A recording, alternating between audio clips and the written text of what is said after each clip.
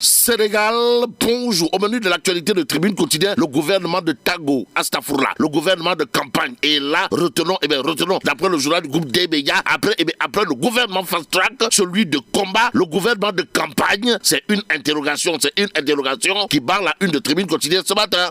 Le journal du groupe D-Média, en tout cas, de chercher à savoir, histoire de faire savoir, mais à quoi peut-on s'attendre d'un nouvel attelage gouvernemental. En d'autres termes, un nouveau gouvernement à 4 mois. À 4 mois, mais pourquoi faire? Voilà l'interrogation Kourbaïfal et Boldebouri de Tribune Quotidien ce matin. Le journal du groupe des médias de flanquer une autre interrogation protocole. Comprenez, cette nouvelle équipe va-t-elle changer quelque chose dans la vie de Gorgorlo? Le coût exorbitant de la vie baissera-t-il? Interroge Tribune Quotidien ce matin. Que dire d'autre sinon? L'autre question à 2 balles, voire 3 balles, pour ne pas dire l'autre question aux allures de touille de Tribune Quotidien, à savoir, le chômage des jeunes sera-t-il résorbé? Bon, la justice sera-t-elle plus juste? Des interrogations que Tribune Quotidien se pose pour comprendre à quoi servira un nouveau gouvernement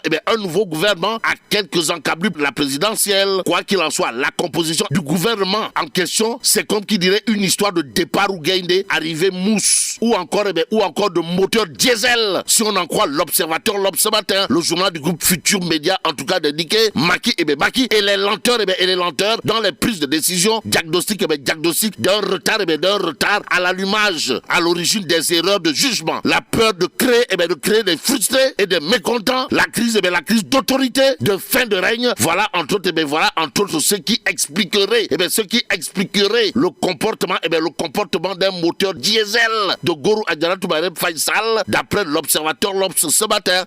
Il y a justement dans Enquête Quotidien un point important de chez important. De quoi s'agit-il, Wai? Composition, nouveau gouvernement, Macky sous haute tension. Y a-t-il lieu de dire Euskei ou Tchei? Bon, ce que veut Macky Sall, et ce que souhaitent les proches de Amadou Ba. Oui, les deux hommes doivent jouer la carte de l'équilibre et non la carte de l'équilibrisme. Oui. Bon, Enquête Quotidien toujours sur le fait que Macky soit sous haute tension, de noter les enjeux politiques à ne pas minimiser. Bon, le risque d'affaiblir Benno Bokk Bakar, Astafourla, Benno Bokk Yakaar, voilà entre autres situations qui bloqueraient la composition du nouveau gouvernement d'après Enquête Quotidien. Et là, le point actuel, sans contour du détour, de renseigner que malheureusement, celui qui est toujours en mode de dépendance de Macky Sall dans cette histoire, c'est Amadou Ba.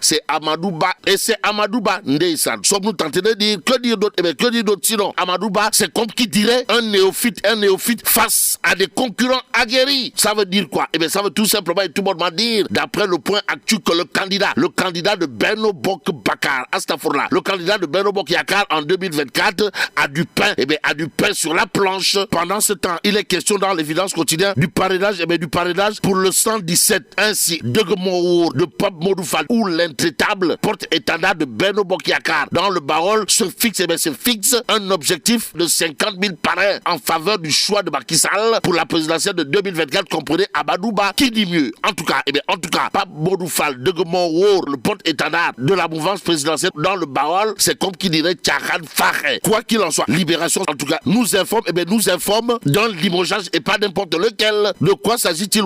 Maintien de sa candidature à la présidentielle, Samba Ndiaye, limogé les grands trains du Sénégal. Bon, aux Sénégalaises et aux Sénégalais, Sud Quotidien de nous renseigner, Assemblée nationale, ouverture de la session ordinaire unique 2023-2024 sur fond de candidatures multiples à la présidentielle. En tout cas, vers de nouveaux bras de fer, c'est le titre de Sud Quotidien ce matin.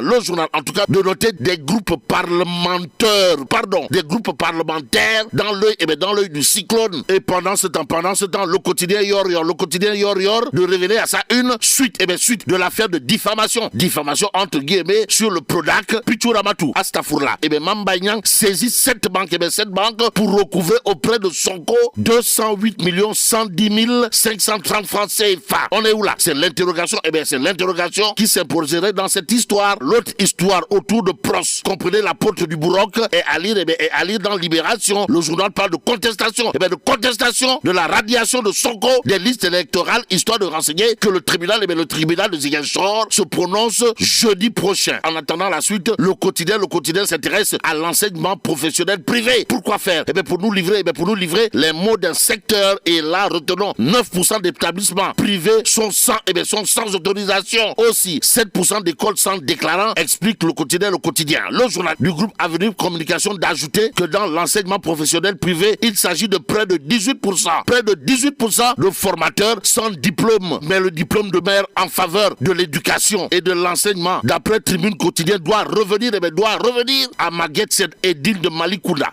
Le journal du groupe des médias, au chapitre de la rentrée scolaire du côté de Malikounda, de nous livrer l'hommage du monde éducatif au maire Maguette Sène. En d'autres termes, le monde éducatif, comme un seul homme, a tenu à rendre un vibrant hommage à l'édile de Malikounda. Comprenez Maguette Sène pour ses efforts sans précédent en faveur de l'école.